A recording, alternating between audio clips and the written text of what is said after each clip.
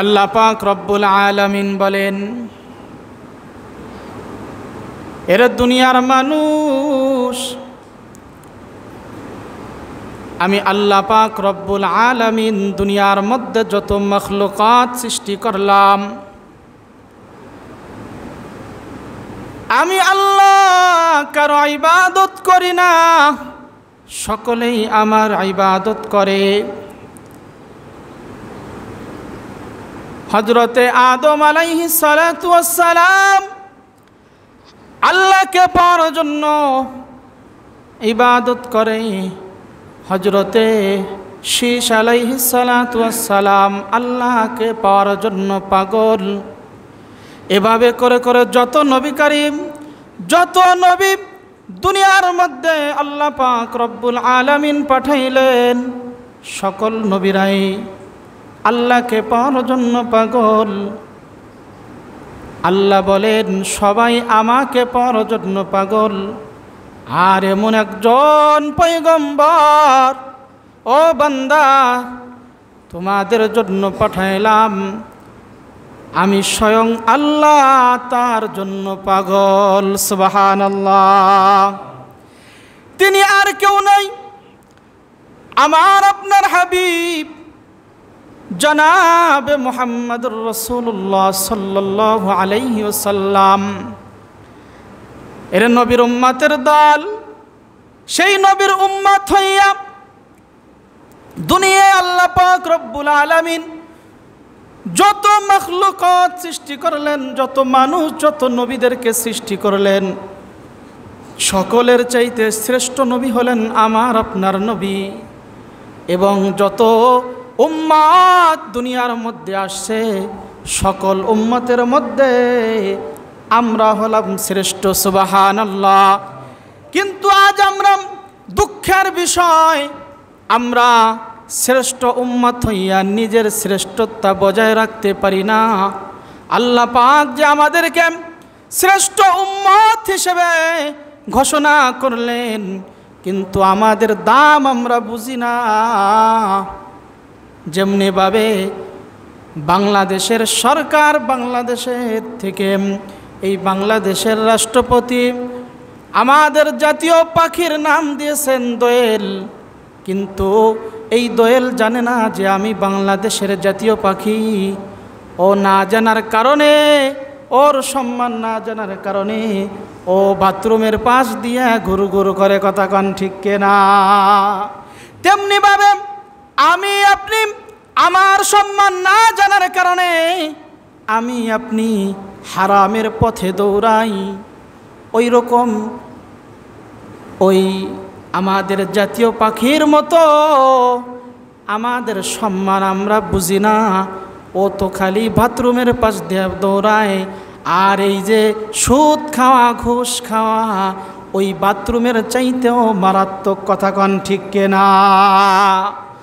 অথচ আমরা নিজেকে শ্রেষ্ঠ নবীর উম্মত দাবি করি, অথচ সুদে ঘুষের সাথে আজ 90% মুসলমানই জড়িত, কথা কন ঠিক কিনা? আরে হিন্দুরা নয়, মুসলমানরা পর্যন্ত 90% মুসলমান, কেউ বা সুদের সাথে জড়িত, কেউ বা ঘুষের সাথে জড়িত। এরা নবীর উম্মতের দল। কেন আমরা হারামের মধ্যে জড়িত? কারণ আমার আপনার সম্মান আমরা বুঝি না। আমরা যে কোন নবীর উম্মত আমরা সেটা বুঝি না। আজ আমাদের দাম আমাদের না বুঝার কারণে আজ মুসলমানদের এই দশা, কথা কন ঠিক কিনা? আল্লাহ পাক রব্বুল আলামিন তাই বলতেছেন, আমি যার জন্য পাগল তাকে তো আর সাধারণ বংশের মধ্যে আমি পাঠাইতে পারি না। এই পৃথিবীর মধ্যে শ্রেষ্ঠ বংশের মধ্যে আমার আল্লাহ পাক রব্বুল আলামিন আমার আপনার হাবিবকে পাঠিয়েছেন। সুবহানাল্লাহ। আমার আপনার হাবিবের বংশের নাম কি? কুরাইশ বংশ। লিইলাফি কুরাইশ আল্লাহ পাক রব্বুল আলামিন যেই বংশের নামে একটা সূরা নাজিল করে দিয়েছেন। সুবহানাল্লাহ। পৃথিবীর মধ্যে আর কোনো বংশ নাই যেই বংশের নাম সূরার মধ্যে আছে, একমাত্র আমার আপনার পয়গম্বরের বংশের নাম সূরার মধ্যে আল্লাহ পাক দিয়ে দিলেন, আর এই বংশের নামে কমপ্লিট একটা সূরা নাজিল করে দিলেন। সুবহানাল্লাহ। আমার আপনার হাবিবকে তো সাধারণ মায়ের গর্ভেও তো পাঠাইতে পারেন না, যিনি হলেন শ্রেষ্ঠ নবী, তাকে তো আর সাধারণ বংশের মধ্যে আর সাধারণ মায়ের গর্ভে পাঠাইতে পারেন না। এমন একজন মায়ের গর্ভে পাঠাইলেন, তাকে যদি কোনো যুবক কুনজরে তাকাইতো, নবীজির নানা বলেন সাথে সাথে তার চোখের শাটার পড়ে যাইত। সুবহানাল্লাহ। চোখের শাটার বুঝেননি? অর্থাৎ এই যে আমরা চোখ না জানতেই কতবার চোখ বুইজে যায়, উপরে যে একটা শাটার আছে একা একাই বারবার বুঝতে থাকে আর খুলতে থাকে। আর ওই আমার আপনার হাবিবের মায়ের দিকে যদি কোনো যুবক কুনজরে তাকাইতো, তাকানের সাথে সাথে ওর চোখের শাটার পড়ে যাইতো আর খুলতো না। এমন একজন মায়ের গর্ভে আমার আপনার হাবিবকে পাঠাইলেন। এর নবীর উম্মতের দল। আর এমন এক পিতার ওরসে আমার আপনার হাবিবকে পাঠাইলেন, যার নাম হলেন আব্দুল্লাহ। এই আব্দুল্লাহ যখন ঘর থেকে বের হইতেন, মক্কার অলিতে গলিতে যখন যাইতেন, মক্কার মেয়েরা পাগল হয়ে যাইত তার জন্য, তাকে বারবার বিবাহের প্রস্তাব দিত আর বলতো তোমার বাবার কাছে যে বলো আমি তোমাকে বিবাহ করতে চাই। মক্কার প্রত্যেকটা মেয়ে মানুষ আমার আপনার হাবিবের বাবার জন্য পাগল ছিলেন। এত সুন্দর করে আল্লাহ পাক আমার আপনার হাবিবের বাবাকে তৈরি করেছেন। শুধু তাই নয়, প্রত্যেক সোমবার এবং শুক্রবার নূরের জ্যোতি আব্দুল্লাহর কপাল থেকে বের হইতে থাকতো। সুবহানাল্লাহ। ওটা আর সাধারণ কোনো নূর নয়, ওটা হলো জনাবে মুহাম্মদ আরবি সাল্লাল্লাহু আলাইহি ওয়াসাল্লামের নূর। সুবহানাল্লাহ। আজ এই পৃথিবীর মধ্যে কিছু নাস্তিক মার্কা মানুষ আছে, সেই মায়ার নবীকে অনেকে বলে যে লোভী, লোভের কারণে খাদিজাকে বিবাহ করেছে। এরকম করে করে অনেক নাস্তিকরা বলে। আমি তাদেরকে বলতে চাই, আমার আপনার হাবিব তো আর গরিব ছিলেন না যে লোভ করবেন। এত ধনট্টবানের মালিক ছিলেন, সাধারণ বংশে আল্লাহ পাঠান নাই, আর তাকে সাধারণ সম্পদও দেন নাই। তার দাদার এত সম্পদ ছিল, ওই সময়কার জামানায় তার দাদা ছিলেন মক্কার প্রেসিডেন্ট। সুবহানাল্লাহ। একবার আব্দুল মুত্তালিব তার 7 সন্তানকে নিয়ে সিরিয়ায় ব্যবসা করার জন্য রওনা করলেন। কোটি কোটি টাকা নিয়ে, কোটি কোটি টাকার সম্পদ নিয়ে সিরিয়ায় ব্যবসার উদ্দেশ্যে রওনা করলেন। কিন্তু যাইতে যাইতে পথ ভুল করে সিরিয়ায় না যাইয়া মদিনায় চলে গেলেন। এবার মদিনায় যখন যায় পৌঁছাইলেন, আস্তে আস্তে করে সূর্যটা কিরকম যেন লাল হয়ে যাইতেছে, ডুবে যাইতেছে। তখন আব্দুল মুত্তালিব চিন্তা করলেন, এখানে তো আর কাউকে চিনে না, আশ্রয় নেওয়া দরকার, কোথায় যাব, দেখি একটা বাড়ি পাওয়া যায় কিনা। তালাশ করতে করতে একটা বাড়ির সন্ধান পাইলেন। ওই বাড়ির সামনে দারোয়ান দাঁড়ানো। দারোয়ানকে ডাক দিয়ে বললেন, ও দারোয়ান ভাই, তোমার মালিককে একটু ডেকে দিবা। দারোয়ান বলেন, আমার মালিক নামাজ পড়তেছেন, আমার মালিক নফল নামাজ পড়তেছেন। আমার মালিককে এখন ডাকা যাবে না, আপনি একটু অপেক্ষা করেন, নামাজ শেষ হইলে আমি ডেকে দিব। এবার আব্দুল মুত্তালিব তার 7 সন্তানকে নিয়ে অপেক্ষা করতে থাকলেন। কিছুক্ষণ অপেক্ষা করার পর এবার ওই দারোয়ান জিগাইতেছে, আপনি যে আমার মালিককে তালাশ করতেছেন, আপনার পরিচয়টা দিলে খুশি হইতাম। এবার আব্দুল মুত্তালিব ডাক দিয়া বলে, আমার নাম হলো আব্দুল মুত্তালিব, আমি হলাম মক্কার মুতাওয়াল্লি। সুবহানাল্লাহ। যখন আব্দুল মুত্তালিবের নাম শুনছে, দারোয়ান ভয় পেয়ে গেছে। আরে যাকে দেখার জন্য মানুষ দূর দূর থেকে যায়, দেখতে পায় না, এত সম্মানিত লোক মক্কার মুতাওয়াল্লি আসে আমার মালিকের গেটের সামনে দাঁড়ানো। আব্দুল মুত্তালিবকে ডাক দে বলে, হুজুর, আপনি যদি আগের থেকে আপনার নামটা আমি জানতে পারতাম, তাহলে আর আপনাকে দাঁড়িয়ে রাখতাম না, আমি এখনই যাইতেছি আমার মালিককে ডেকে আনার জন্য।